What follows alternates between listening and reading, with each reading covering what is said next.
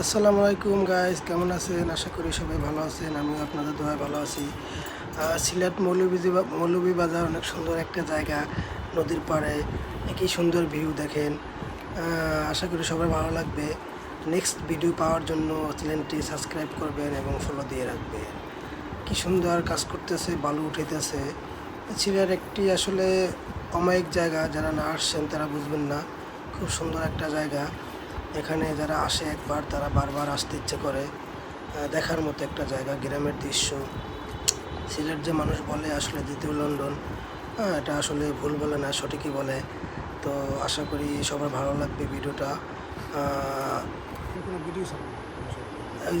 ওই যে দেখেন ওটা আমাদের গ্রামে বলে ডৌয়া।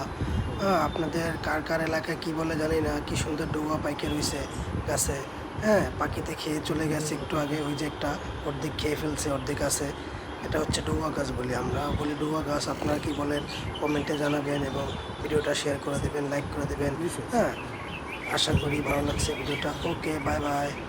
আবার 26 সেকেন্ডের পর শুরু।